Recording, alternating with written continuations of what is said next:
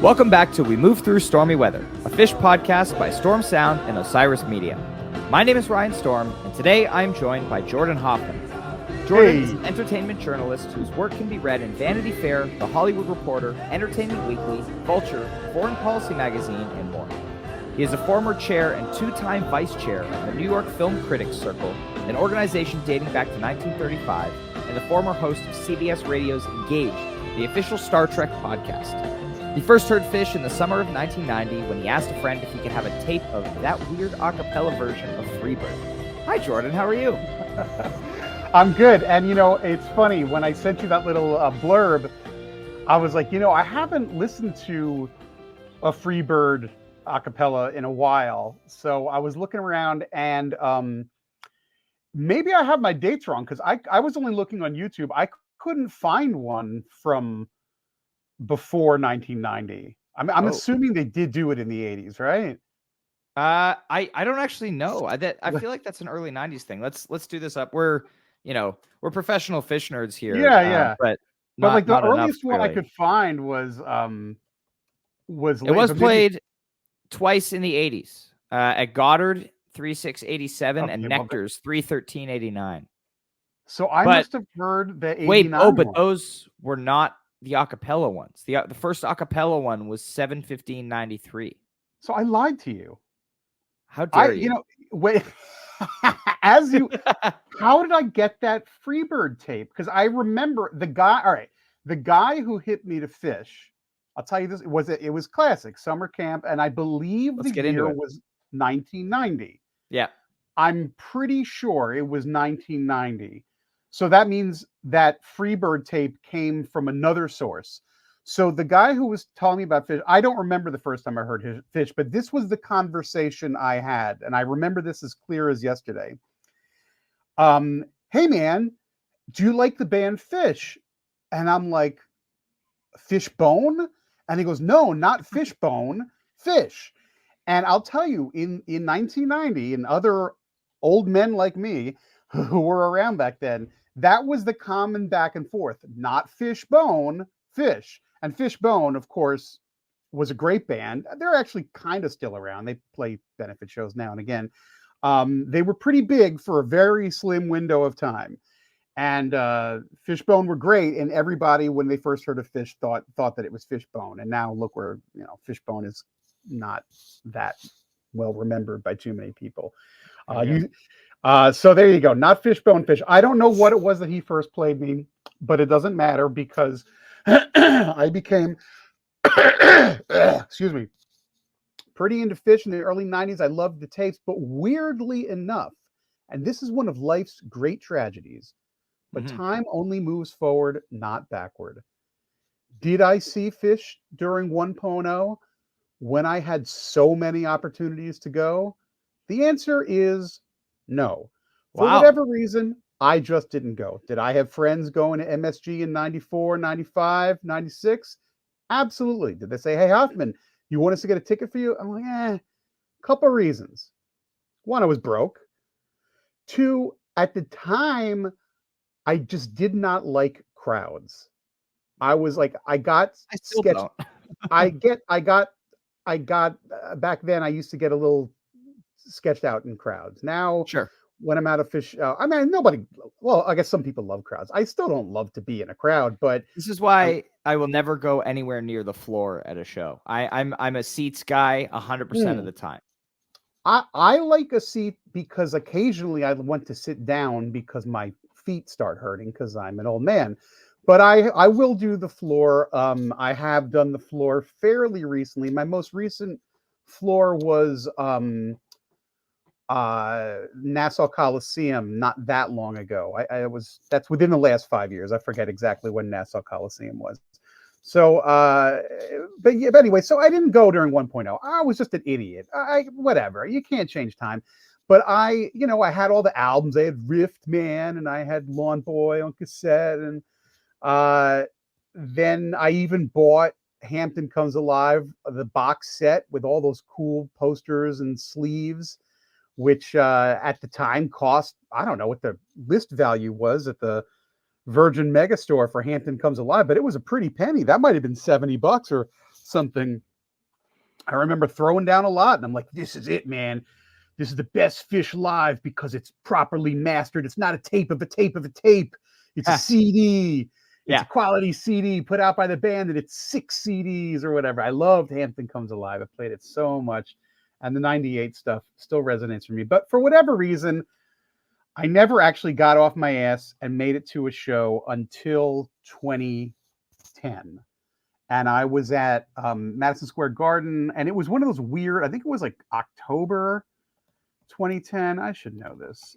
It was whatever, and they played Peaches and Regalia, which is so funny because I'm a huge Zappa fan. And I was like, are they going to do Peaches and Regalia? And my friend's like, no, they're not going to. They never do that. And they did it for me. They did it for me. That's so awesome. It was so cool. And then after that, I just went and saw them as much as I could. And I see them. The floodgates were opened. Yeah, 100%. And suddenly you were seeing them a lot, which is awesome. That's great to hear. And what do you have a specific moment? I'm sorry, I lied to you. 12/2/2009. That was Peaches at Madison Square Garden. So was there something about when they came back in 2009 that you were like, I haven't seen Phish yet, and I've been a fan for 15 years or whatever? My friend talked logic into me. So you still wouldn't have gone? He bought the ticket and said, you're coming. And by that point, my fear of crowds had dissipated. So I'm like, all right. But, there might have been part of me that was like, oh, Phish is in the past. I should have, like reverse buyer's remorse. Like, I missed all the big shows. I could have gone to 95 Madison Square Garden New Year's. I could have gone to this. And my buddy, who I'm still in touch with, although he lives in Germany now, he had been to them all. He was at Big Cypress. He was at It. And I remember him telling me about It with the Tower Jam and all that. And I was like, oh, man. And I remember even watching, there was an officially released VHS of It. And I remember watching that with him. And he's like, I was there. I was asleep in the middle of the night in the field. And then we heard the tower. I'm like, oh, man, that sounds cool. So by the time 3.0 came around, I was like, the good years are behind them. I'm not going to buy a ticket. And he's like, we're going. And we went, and I was like, this is great. And then I was, from that moment on, I was there at every opportunity. I've seen him. I'm mostly at MSG, but other New York areas. I live in New York City, obviously. But there was one time when I had to be in Vegas for work, and Phish was doing 2 nights at the Forum, just before that. So I'm like, you know what? I'm gonna go there a little early and go to LA first and drag some LA friends to see them at the Forum, and then go to Las Vegas. And that's how that worked out. So that's the story there. Nice. That's great. And this is, for people who have listened to this podcast before, this is the first time I've done a traditional Phish pick a song and versions of an episode in probably a year. I kind of did a bunch of non-Phish related interviews. So I'm very excited to be getting back into the genesis of this podcast, getting back to basics here. And we're doing our second episode of this series on Mike's song, a previous episode. Go check out the one I did with Drew Hitz, who we're actually going to talk about today, from a few years back. But we are going to talk about a couple of versions here today. And one of which did not exist the last time I did that episode. Nice. So that's always exciting. Yeah. But Jordan, tell me a little bit about why you picked Mike's song. Okay. Well, here's where we're going to have to stick a pin in that for a second. And we're going to do Mike's song today. But when you ping me, you're like, pick your favorite Phish song and your favorite Phish date. And it was like, I was so overwhelmed, but I also was sort of in the middle of something. So I literally just picked the first one that came into my head that made sense to me. No, because I like this one that I picked. I'm happy with it. But the truth of the matter is, it's probably not my absolute favorite. So I did do a little I just went for the record. Let the record show. Put it into the courts. I did just do a little. I jotted down 4 other ones that we could be talking about today. So just so the people out there listening know that I'm not full of shit, man. The Phish track that I've listened to the most, bar none, is 4/4/98, 2001: A Space Odyssey. That is the one that probably is my true favorite. I'm a film critic by trade. 2001: A Space Odyssey is my favorite movie, or one of them anyhow, tied for first place. And that one, the 4498 from Providence, Rhode Island, is the best one. It's for sure the best one. It's just crazy. I've actually written about that track before, and I don't know why I didn't pick that one. I just sort of panicked when you said pick a favorite song. So that's probably the favorite one. But then I'm like, what are the favorite ones that I've been to? Because the mics that we're going to talk about, for me, I actually was not in attendance. So here are the three that are my favorites that I was there for in chronological order. Ooh. 12/28/12 MSG Tweezer, opening up the second set, is sublime.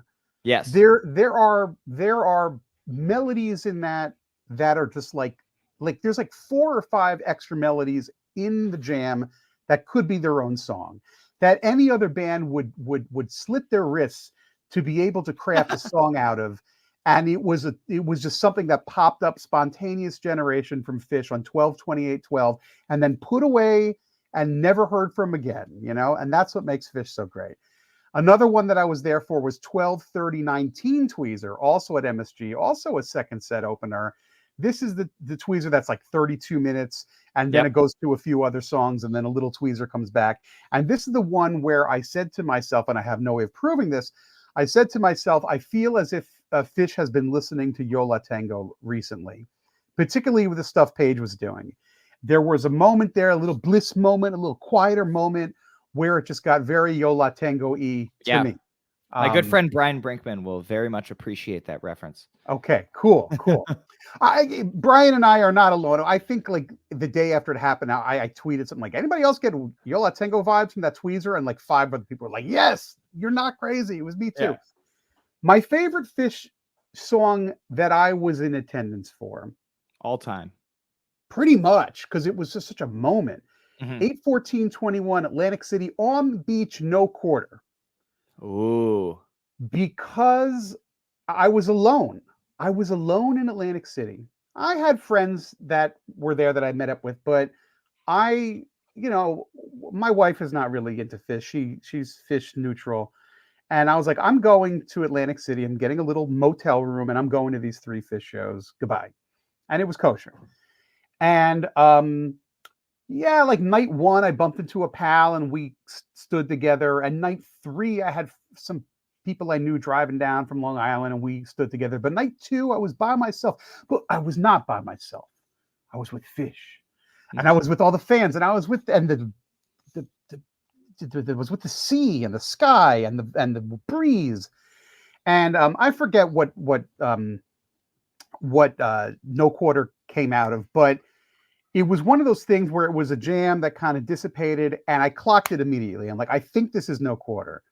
Sometimes I'm going to pat myself on the back. Sometimes I'm pretty good with clocking something early, and I'll even sometimes whisper to whomever is next to me, even if I don't know them. I'll be like, this is going to be this is going to be No Quarter. This is going to be Piper. This is going to be this.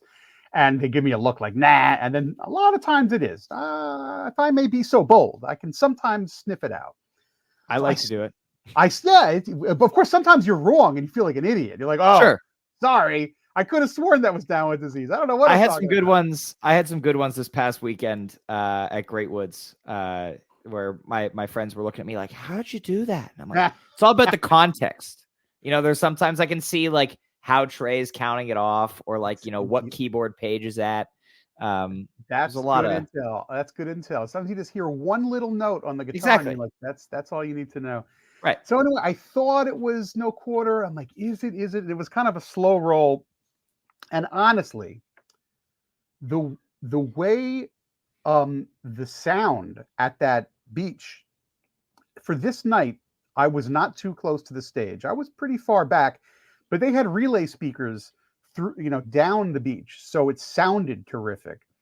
And if you stood kind of right in the middle of like a section A, B, C, I was in section C, so far away, but I was right near where the speakers were, and they were very clear speakers. It just sounded perfect. And the way that the keyboards, Page's keyboards at the beginning of No Quarter, echoed off the water was just the most beautiful thing I'd ever heard. And it was like, it's a quiet opening, and then it was No Quarter. And then it was a raging no quarter. Because, you know, sometimes when they do a cover, they do it a little bit in quotes, you know, because it's a cover and they love to do covers as sort of a Bit. joking thing, a bit. Yeah. This was not a bit. This was like, you know, did Zeppelin ever play no quarter as good as Phish did that night? I mean, they were equals as far as I was concerned. It was just incredible. So 8/14/21 no quarter Atlantic City was the best one that I was ever at. Nevertheless, you pinged me and said, "What's your favorite Phish song?" And I said, "I love the Mike's song. I love Mike's song in general, and I love Mike also. I want to talk about Mike, but I love Mike's song, and I love the one where you think it's going to end." And it didn't end. And you immediately knew the date. You go 8/4/15. I'm like, yeah, that's the one. That's the one. Okay. Well, I know which one was the one where the second jam came back, for the first time since 2000. And it's only happened a few times since. And so, you did that. And I immediately knew which one I was going to pick, which was 8/4/23. The first time I got to see a Mike second jam, at MSG last year, where I went ballistic for it. Yeah. And it's funny because you also, there was a fake ending in the 8/4/15 one, but if you listen to the 8/4/23, as they're ending the first jam, Trey kind of goes to hit the second jam at the normal spot and then fucks it up and then does another turn through the closing chords. Right. So in the moment at the show, he did it the first time and I was like, oh my God, they're doing it. Then they went back into the closing chords and I was like, no, they're not. Yeah. And then they did go into the second jam. And so then that one gets an asterisk. Whether or not it's a true second jam remains to be seen. But the one, and it's funny because they're both 8/4, right? It's 8/4/15, 8/4/23. The 8/4/15 is much shorter. It's only 14. I don't know. I don't have the exact numbers in front of me, but it's significantly shorter. But part of now, you'll tell me, the lore is that someone, and I forget who, but it's somebody like maybe connected with Water Wheel Foundation or somebody who is in the outer Phish orbit, had an audience with Trey like for a few minutes and was like, "Hey man, how you doing, Trey?" And she was like, "How you doing, Steve?" or whoever the guy is. And he's like, "Hey, do you remember when you used to do the second jams?" And apparently Trey was like, "Nah, not really." And he I read an article about this somewhere. Yeah, on so Relic this is Drew Hitz, who I was talking about before. Who I did an episode on Mike's on with back in 2021. So if anybody listening wants to go check that episode out, it's great. We talk about 12/31/95 and 8/2/17. But yeah, he basically he knows Don Hart, who does Trey's orchestral arrangements. And by something or another, he ended up at Soundcheck and got to talk to Trey, and he had it ready and was like, "Trey, do you remember when you used to do the second jam in Mike's song?" And Trey had no idea what he was talking about, which is very classic Trey. And then summer of 2000, the last one they had done, and Trey was like, "Oh, okay, cool." And then it's funny because Trey still didn't enter the second jam the way that they have every other time they've done a second jam, which I think is hilarious. So Drew said, like, he's at the show and they go into Mike's and he's like freaking out, like, are they going to do it? Are they going to do it? Then they go through the closing chords and the normal ending, and he's like, oh damn, they're not. And then out of the ending, Trey, makes his own second jam, which is great. This fella Drew, he's just a pal of Don's. He's not in any way connected to. I believe so. He also might be connected to Water Wheel. I'm not 100% sure. But yeah, apparently, so like he just had it on his phone, and he's like, he had it all queued up, and he's like, listen to this. Wait, listen, nerds like us, Jordan, like you have an audience with Trey, you know exactly what you're going to ask him about, and if you need an audio aid, you have it ready. He did a great thing. He did a terrific, because he made this amazing thing. So I really dig it. So I did take some notes listening to it again today. And the thing about Mike's song is when it starts, when you hear that first, it's a great riff. I mean, it's not the Chalk Dust Torture riff, it's not the Tweezer riff, but it's still a pretty good riff.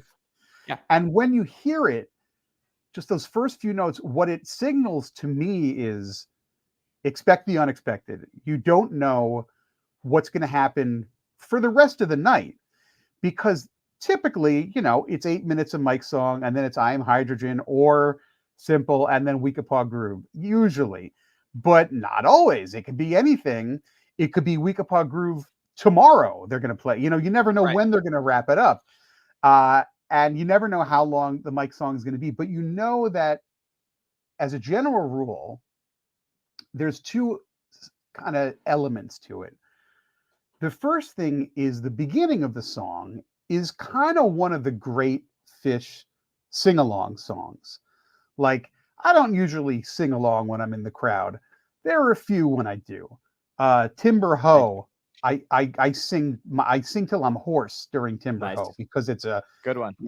I'm not going to do it now, but maybe I should do it now. I'll have to get away from. Let's set the stage here. First time on the podcast, a little vocal performance. And when the time everybody sing, everybody go Jim, roll Jimbo. You got to sing that rolling. You got to just get in there at full voice, and it's just too much fun. So that's one of the sing along songs. And then for Mike's song, it's you just want to sing along with Nice Guy, like that. That's the words Nice Guy. You just sing at the top of your lungs. Yep. So I like the sing along aspect, but then when it breaks into the jam, it's like a dark, deep power chord, and then it just rages, and then a 1, 2, 3, pop, boom, and then you're off to the races, and it just becomes like a high energy song that can last a really long time. So that's why it's always so much fun. Mm-hmm. And then from there, it can go anywhere. And this particular one, does some great stuff. Yes. I wrote, what are my brilliant notes? Well, it's at the 7-minute mark where it does this trick that really the second jam. You think the song's going to end, and then it's just about to end. And then like, it's almost like the rest of the band is ending the song. And then Trey goes from low note straight up to a high sustained note and kind of drags everybody else over this cliff into this uncharted territory. And to their credit, especially Fishman catches on right away. There's not a missed beat. Like Trey starts playing again and Fishman just starts drumming, immediately keeping up this high intensity, like tempo and beat, which is great. I think you can also, it's kind of buried on the soundboard, but you can tell the crowd, goes nuts for it. People know it's the Mike's second jam. People know it's coming back. Same thing in 8/4/23. It's so rare, and this was the first one since the Baker's Dozen. And everyone just goes nuts. And it's always great and similar. The Baker's Dozen one has the same kind of reaction, right? Yeah. And you can hear just the excitement. And if you watch the video for, I think, like a bunch of these, you can see like Trey, with his like trademark like shit eating grin, like we're doing this. Yeah, it takes a lot of stamina on their part to not do it every time. They got to know it's got to be special. And they got to do it right.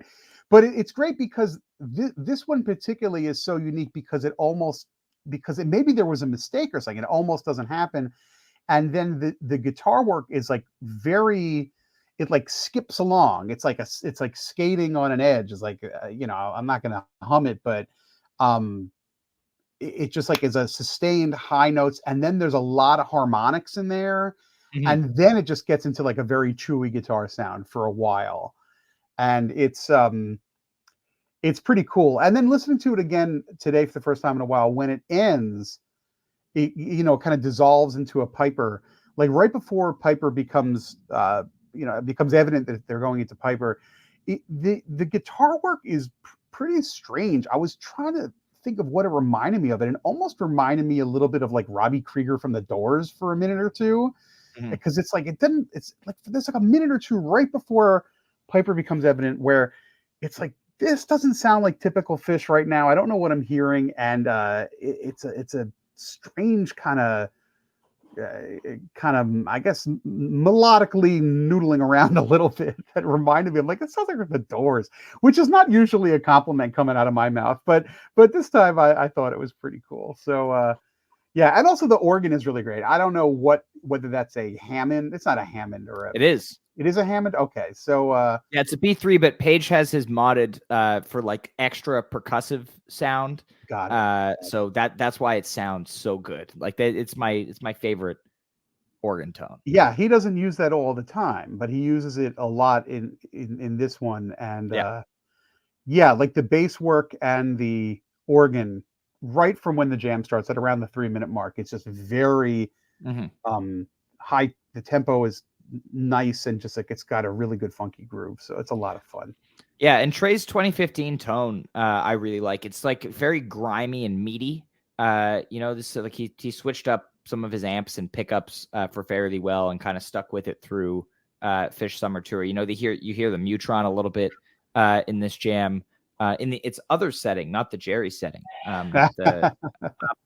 But yeah, it's that very summer 2015 sound here. And I will say my only complaint about this is the summer 2015 soundboards. Mike is so quiet, and at times like gets lost. Like if you listen to the Weekapog from this show, which is an amazing Weekapog, his bass solo, he's playing it, but like you can barely hear it, and it's a shame. Are there audience tapes out there that are better? Yes, in terms of hearing Mike, but I'm unfortunately a soundboard purist. Yeah, I mean, I tend to stick to the soundboards also. Once in a blue moon, if somebody's like, no, you got to go to re-listen and find the fourth one down. It's a matrix mix of blah, blah, blah. I'm like, okay, I'll check it out. For me, it's like, if there is a soundboard, I will only listen to the soundboard. But if there's only an audience tape, I'll listen to it if someone gives me like a very strong recommendation, like you got to hear this jam and I haven't heard it before. But something like, the Lakewood Ghost 7/23/97, before that soundboard was released a couple years ago, I had heard it. I knew it was like one of my favorite Phish jams, but like I'd only listened to it a handful of times because I just didn't like going back and listening to the audience tape. So, but since the soundboard has come out, I have, like worn it out. It's always funny. It's always funny also, like hearing the difference between an audience and a soundboard, especially, some audience tapes don't capture like some of the layered stuff as well, like Trey loops or Page synths. So hearing something on soundboard for the first time, also previous guest on this podcast, Rob Mitchum. I don't know if you read his Phish Crit newsletter. Sure. He does a blog for anyone who doesn't know, fishcrit.substack.com. Highly recommend. He does an essay about every single Phish show on its 25th anniversary. He's been going since 1993. So, for the last 6 years. And he's in the middle of summer 99 right now. And one of the things he's talked about is the shows that are released on soundboard, you get the essence of that year so much better. And, he says like, when he goes from a soundboard show to then an audience tape show, he's like, I wonder what I'm missing here, not being able to hear the soundboard quality. Not getting everything. So I think about that a lot. Of course, the soundboards are great, but there's nothing like being there in the room. Of course. There are times when you'll be in the room and something amazing will happen. You'll be like, oh, I can't wait to listen to that again. And then you'll tune in. You'll be like, all right, sounds cool. It's like, but I remember. And also, sometimes it depends where you're standing in the room. Absolutely. If you're in an echoey spot, sometimes it's good. If you're behind. If you're, as many have discussed, if you're at Madison Square Garden in the 200s in row 12 or higher, you got problems because that sky bridge will baffle the sound because everyone is standing. When they built the sky bridge, they figured it's not going to affect people in the audience because people go to a hockey game or a basketball game and they're sitting down. Right. And maybe when they see some concerts, like, I don't know, if they're going to watch Billy Joel, you're sitting down most of the time. Maybe you stand up and shake your groove thing during We Didn't Start the Fire. I don't know. But even in a Billy Joel show, I feel like, not to insult any Billy Joel fans out there, but like, I don't think hearing every bit of the dynamics of the sound is as important. Of course not. And at a Phish show or any jam band that would play MSG, there are a lot of them. But when you're at Phish, everybody's standing, and that's just the way it is. And I have mixed feelings about that. Sometimes I'm like, sit down. It's a slow song. It's like, everybody sit down. My feet hurt. But so everybody's standing for the entirety of the show. So if you are standing behind the bridge, and I clocked it out, it's row 12 or higher. Row 11 is kosher. Row 12 is bad. and in the 200s, but behind the stage is okay. You can, because the bridge Right, because isn't there's no there. bridge. Yeah. Right, you can be, but you don't want to be in the 400s because you're under a ceiling. The 400s are worse than behind the bridge. You might as well stay home in the 400s. So Madison Square Garden's a pain in the ass because so much of the auditorium is like not But if you're even not in viable. any of those places, it's amazing. Right. Oh yeah, that's just the thing. It's the best arena in the world for sound. Yeah. Well, I haven't been to the Sphere yet, but it's the sound quality there is terrific and the best place to see Phish. So, Yeah. and so 8423. Speaking of MSG, That was part of the 7. What do they call it actually? Do they have a wacky name for this? no, Because it wasn't the Baker's Dozen. It was just this. it was 7 shows at MSG in the middle of the summer, Right. and it was Right. awesome. I went to all 7. Yeah. That got announced, and I was like, maybe I'll do some of the run, and then kind of got closer, and I was like, I'm gonna go to all 7 of these shows. There's no reason not to. Yeah. And I'm very I happy I did. didn't. I went to 4, and I when we first spoke about this, I told you that I wasn't there. And now I'm looking at my iCal, and according to my iCal, I was there. Oh, And I honestly don't remember. You'd think I would remember if I saw this Mike's Jam or not, but I must confess, and not because I was taking a lot of drugs. I actually am I don't take any drugs, which baffles a lot of my friends who think going to see Phish is all about taking drugs. But I am pretty sober. I honestly don't remember if I was there or not, which is ridiculous. But according to my iCal, I was there, and I know that I bought tickets to 4 shows. So let's assume that I was there. Well, let's assume that. I'm surprised that you could go and a 24-minute mics, which is, I believe, the longest one in Phish history, can slip through the cracks there. I had honestly, It's all one big. Other than, oh, I remember the water on the beach had no quarter. Other than that, right, it's like it's all one show, man. It's all especially 7 shows at the same venue. Exactly. Yeah. Or Yeah. 4 in your case. But I will say I hadn't listened to this mics in a while. I remembered it being really good. Because it 20, 23-minute mics. Absolutely phenomenal. But I hadn't listened to the jam in a while, so I'm glad that we did this for the podcast because it made me remember, like, whoa, this is like, it's smoking. Like the energy is there the whole time. There's not, there's not a ton of like deep exploration. It's just like energy and Fishman really in just keeping the tempo going so well the entire jam. And the interplay between Trey and Page throughout this whole thing. They'll be out doing their own thing, and then one of them will play a lick, and the other one will immediately catch on to it and then do something with it. Yes and stuff just happening all over this mics, which I love. What I jotted down is at the 7-minute mark, you start to hear a lot of digital delay, but it's not like the loop. Like 97, 98, 99, it was a lot of the digital delay loops. Particularly in like a tweezer, like, beer, beer, like a siren almost. For this, it's more like a ping.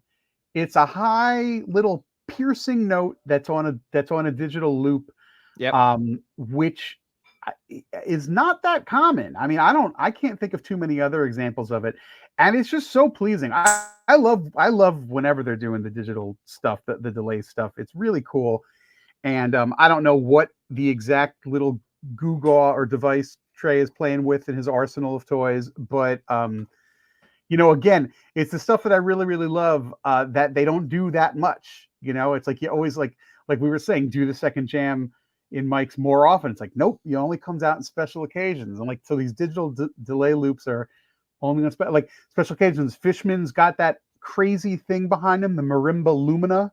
Yeah, probably a $10,000 piece of equipment. They like lug around to every show. Yeah, and it only gets used in Mercury, and like occasionally if they get into like a really crazy jam, and he'll stand up and make weird sounds on it. Which I think the last time that happened was the Greek tweezer last year. And Mercury doesn't get played all that often these days, so it really just kind of sits there. Yeah, and there was a little stretch when Trey would play with it. He would move over there, and they would all shift around.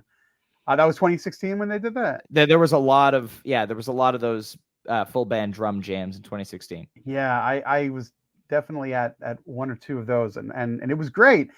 And I mean, it's not a make or break piece of machinery, but it's like a weird looking thing. You know that we've only heard probably a tenth of what it can do, and I'm always If looking. that.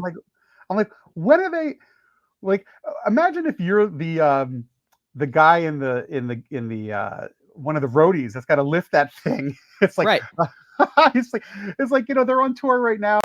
They just went from Massachusetts to Connecticut. Somebody had to schlep that thing onto a truck, off a truck, into the thing, plug it in. It's not going to get used tonight. It's Right. It's like does Fishman's drum tech, like, when they start Mercury, it's like, yeah, they're using the marimba tonight. yeah, Like, it was worth it. yeah. I remember once I looked up there's the website of the marimba lumina. It's like there probably aren't that many of them that have even been made, and God Yeah. knows what it costs. And I was like looking at it online, and it's just so funny. It's also like the bullhorn for Fee, right? They put the bullhorn on the stage every night just in case they call Fee, right? The what's it called? The vacuum is on stage. Just in case, yeah. It's But like $4,500, which is cheaper than I expected. Oh, that's not that much. Hey, we could pool our resources. Let's get it. Anyway, so yeah, that was the digital delay at the 7-minute mark, and then the 8-minute mark is when you think the second jam is gonna happen, and it kind of doesn't go the way you expect it. And then after that, it's just a party. It's just a dance party. Like from the 11-minute mark on, sure, it just is a dance party. And then at the 19-minute mark, I think something clicked in Trey's head. He's like, "Oh, we have an all-timer here," and he starts doing that thing where it's like rising, because which was not on the menu beforehand, and it was like, "Oh, we've earned it. We can do it this time." And then it goes into Sand, which is pretty rare. I can't. That was the first time Mike's had ever gone into Sand. Yeah, I remember that from last summer. That being exciting. And another thing in this jam, it's not just the Sand is amazing. It's just bananas. And then it goes into Cross-Eyed and Painless later, which is funny because the one that I picked on 8/4/15, which I think was in is it Raleigh, North Carolina is where that happened? Or is it Tennessee? I guess that was in Nashville, Tennessee. Okay. Yeah.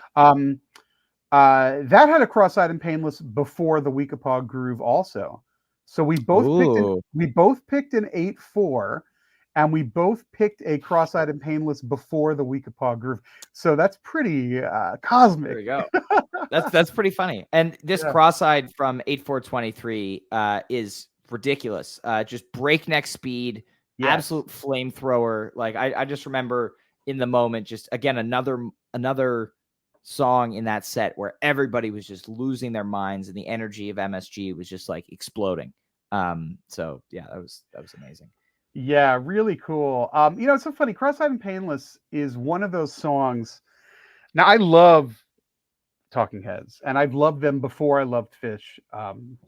And I love Remain in Light, but when I hear when on if my Spotify is doing a playlist, or if somewhere in the world, and I hear Talking Heads, Cross-Eyed and Painless, the original song that I've loved for decades, I always go, "Oh yeah, this isn't a Phish song. This is a Talking Heads song." It's become a Phish song first, and that's of course for a lot of their covers that they've made their own. Golden Age, you forget, or at least I do. I mean, I love the original, but Golden Age is a Phish song before it's a TV on the radio song, and yes. There are a few others that in my head, which I know is silly, but like in my head, it's like, no, Phish owns it now. Sorry. I'm trying to think of a few others. Well, certainly Timber Ho. I don't know who originally. Oh yeah, Timber Ho is like an old bluegrass tune. It's like God, I don't even know who does it originally, but it's like a country song. It's like a yeah. It's fun, It's like written by Josh White and Sam Gary. There you go. But who was the original recording artist? Josh White and his Carolinians. It's Josh White and the Carol. Okay, so I'm not too familiar with the rest of their work, but it's a very pleasant song. It's a fun little ditty, and that's one that Harry Belafonte also recorded it. I I knew that and I had forgotten. Yeah. The original version of Timberho is the type of song you would hear in a Coen Brothers movie. Mm. Like, it's just kind of a little goofy and like in the background and very, very Americana. So, Yeah, I don't know why uh, I thought that was a Phish original. That's pretty funny. So, but obviously, I want to talk about Phish here, but you also had a very cool thing happen recently where you got to interview Trey it's true. about Evolve. Yeah. And I'm curious, what was that like? Did I forget who you wrote the interview It was for? for New York Magazine / Vulture. So did they specifically assign that to you knowing that you were a Phish fan, or was it like a coincidence? No, it's not a coincidence. That was over a year in the making. I am a freelance writer, so I work for a lot of different outlets, and I am friendly with the music editor there, and I've done work with him before. Yep. He used to be at Entertainment Weekly, and I did some cool stuff for him. One of the things I did for him, which was really fun, actually, it was when the movie Rocket Man came out, the Elton John biopic, which is a movie that I think got a little bit overlooked. I think Rocket Man is a pretty damn I good agree. movie. We did a thing where I tried to interview as many famous pianists in rock to just talk about the influence of Elton John on their work. And I spoke to some really great people. And not just in rock. I talked to a jazz guy. I talked to classical pianist Jean-Yves Thibodeau is his name, pretty well-respected guy. I talked to Bruce Hornsby. I talked to Rufus Wainwright. I talked to a number of other people. I did not talk to Paige McConnell. He was the first guy I tried to get, Of course. and his especially because he has his tech used to be Elton John's tech. That was Oh, I didn't know that. yeah, they have a direct connection there. And he just politely declined. He just didn't want to do it. But anyway, that was years ago. That was whenever that movie came out. So Vulture has a series called Superlatives, which is really cool. And they talk to just these amazing, the list is going on. They probably have like 45 names there now of just amazing people in the world of music. I mean, legends like Ringo Starr is one of them. And Yeah. there's so many legends, I can't even think of them off the top of my head. I don't know. I think I know Mark Knopfler is another one because I read, the guys from REM, Tony Banks from Genesis is in there. Dolly Parton is in there, for God's sakes. I mean, we're big, big, big names. And my editor's like, I want to get Trey to do it. And basically, it took a year to get it to happen. But he knew that I was a guy because he knows that I'm a Phish fanatic. And also, but my editor there is a big Phish fan also, and in fact, I bumped into him at shows. So love that. We knew it was going to happen. Yeah. But yeah, this was a dream come true. I mean, I've been in the biz as an entertainment journalist for many, many years, and I've interviewed, a lot of people that I love. I've interviewed a lot of my heroes. I've interviewed Bob Weir and Mickey Hart. So I'm closing it on Phil. I'm hoping to make that happen.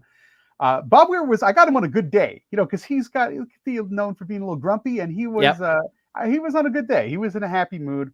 I've interviewed a lot of people in the world of film, a lot of famous directors and actors, but really Trey was the biggest get for me ever. I mean, and the thing that was so exciting to me was we had 45 minutes booked, and the conversation went for about 2 hours. Wow. And it was just because, I mean, if I may pat myself on the back, this is going to be obnoxious of me, but here goes. He was having a good time. I mean, he said as much because I'm like, hey, man, you want to go? He's like, no, this is great. This is great. Let's keep going. So, we did it over Zoom, which is funny because we don't live that far away from one another, but we did it over Zoom. Not that I'm stalking him. I just happen to know where he lives. It's a known thing. It's a known thing. I'm not stalking the man. But he was just in his apartment, and Sue came in the room at one point, and he's like, said something to her, and, it's kind of funny.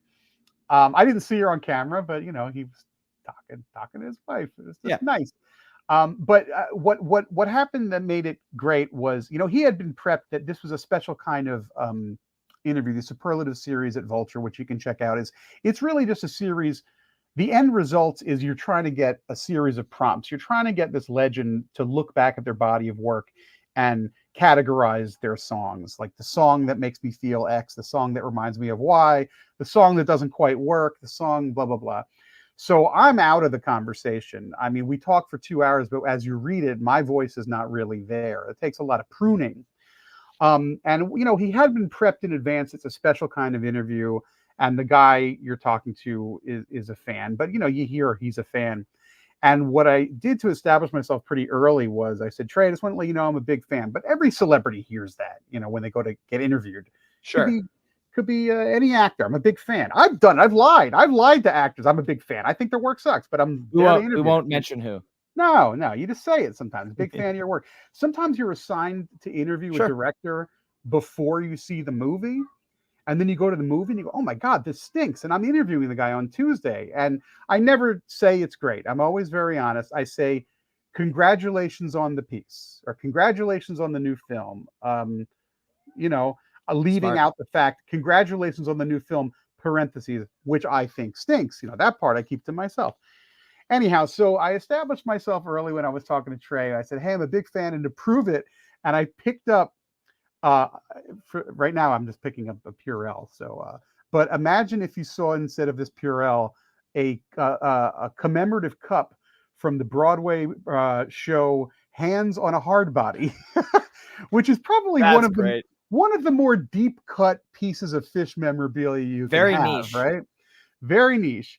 So I said, hey, just to prove that I'm a fan, here's the Hands on the Hard Body cup. And he goes, oh my God, that's so cool. And as it happened, we'd had the conversation maybe 3 or 4 days after Trey and the classic Tab had a 3-day run in Brooklyn. So this was not that long ago. I was there. And you were there. I was only there on night 3. So I was like, hey, I was there night 3. That Gotta Jaboo was great. And he's like, oh, you were there. Great. So it was kind of the 1-2. And then later, when you're talking Phish deep, he's like using shorthand. And he says something like, I don't know, let's just say he makes he's like, blah, blah, blah, and Gamehenge, blah, blah, blah. Yep. And to another type of interviewer, he would have to say, okay, let me explain what I mean by Gamehenge. And what he said at one point is, and it wasn't Gamehenge, it was something else that he made a reference to. He then stopped and said, I'm so glad that I'm talking to you. I don't have to tell you what I mean by that. And that just meant the world to me, And I know I sound like I'm bragging right now. I'm being a real dick. But you should brag. Like this is something that is like very much brag worthy. Like you to interview Trey and have that experience. With him. It was really cool. Amazing. He just said, I'm so glad you get it. Like, and he said there are plenty of interviews I do that are great. And I know he was just on with Mark Maron. I haven't listened to it yet. And Mark Maron, it's a great listen. I'm sure it's great, but Mark Maron is not really a fan. He was a novice, which is fine because he's doing his thing, and it's a great interview, I'm sure. But it was a different type of interview. I think my interview and Mark Maron's interview were a couple days apart. So I think he did me first. So he had the easy one where he could talk in shorthand. And then 2 days later, he had to back up and explain what Gamehenge was to the noob. Right. So anyway, it was a very gratifying moment. I mean, for sure, it was one of the highlights of my career. I've been doing this for a long, long time. And it was very, very funny when I got paid, because I was like, in New York Magazine, I would have paid you twice the amount you paid me to let me have this conversation. Exactly. It's like, I can't believe I'm getting paid. There's plenty of stuff. I mean, I have a cool job, but like, there's plenty of times where it does feel like work. And this was not an experience that felt like work. So that's amazing. Well, on that note, Jordan, now is perfect time to wrap up the episode. But I would just like to say thank you so much for being on today. It's been a pleasure chatting Phish with you. And I look forward to meeting you at a show sometime soon, hopefully. 100%. I mean, you're in the New York area a lot, obviously. I mean, New Year's this year, perhaps. I mean, I'm imagining.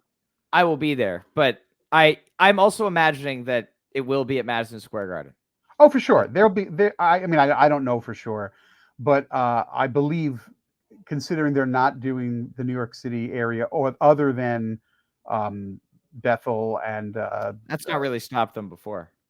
yeah, I think so they'll be there. So yeah, I'll see you in they're gonna December. do that. And the Sphere next April. I'm going next April. I'm putting money away now. I have a goal of that as well. We'll Yeah. see if that happens. If they got to announce shows there first, but I'm Do sure they you will. think you could do? Is it conceivable to do the Sphere run? Let's say 4 nights, hotel, flight for $2,000.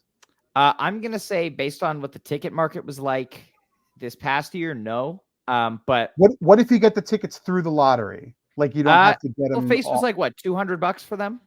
Oh Jesus, were they? Oh my God. Yeah, they were more expensive. So Ugh. we'll find out. Why couldn't we like a different thing, a less expensive?